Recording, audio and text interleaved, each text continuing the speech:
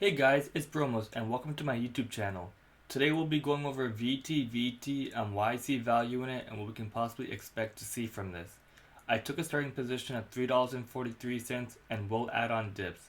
Just be aware that the current market is still not in a stable state due to the coronavirus, so take caution when taking any play. On the daily, it was at a steady uptrend as shown with the rising pennant. After pulling back to the 50 SMA line, it broke out the rising pennant and pulled back to the previous resistance of the rising pennant, which is now support.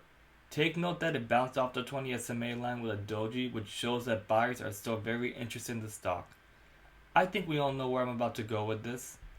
Yes, it broke out the bull flag and moved nicely for around a few days before pulling back to a level of support. That is where I decided to swoop in and take a position. Of course, I didn't go big because it's possible that this could still dip even more. Before anyone freaks out, yes, I am aware that there is a rising wedge, which is defined as a bearish chart pattern if we're going by the textbook. However, in this case, the only reason I want to show you guys is because it's showing that the stock is still at a strong uptrend. Yes, the price did go down on Friday, but it was volume that was weaker than the previous day. We also have a nice ascending triangle that helps further illustrate the overall trend of the stock. Some areas of support to consider are $3.25, $3, and $2.84. Personally, for me, I'll be considering adding some more at $3 and then possibly $2.84. I know some of you must be thinking, Bromas, why are you risking above or around 50%, 15% here? How could you possibly justify that? Well, for one, my entry is not big on this, so the amount of money that I'm risking is just play money for me. This will make more sense when we're looking at other time frames of levels of resistance. Some levels of resistance on the daily are $3.75 and $4.25. There are some interesting levels of price targets to consider, but I am aiming for much higher.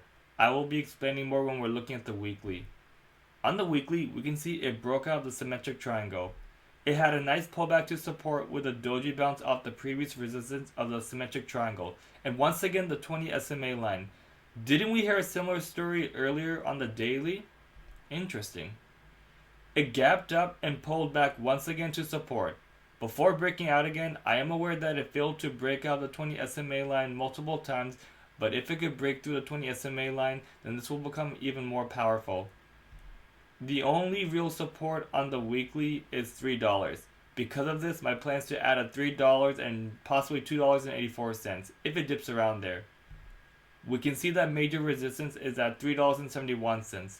If that breaks, then we could see $5 and then $6 as our next price targets. In other words, you could risk around 15% here for at a chance at around 50 to 60% gain. Now that is something I could work with. Wow, on the monthly we can see that it broke out the symmetric triangle and currently holding above its previous resistance. That is a very big deal long term and tells me that this should continue going up in my opinion.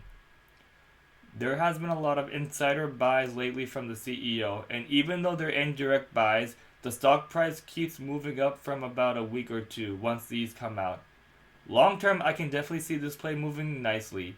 That is why I am willing to risk around 15% on this for a chance at approximately 50% gain on this. Each time frame is at an uptrend and I am pretty confident that this will pay out nicely if you wait long enough. If you guys have any questions, please feel free to reach out or just comment below.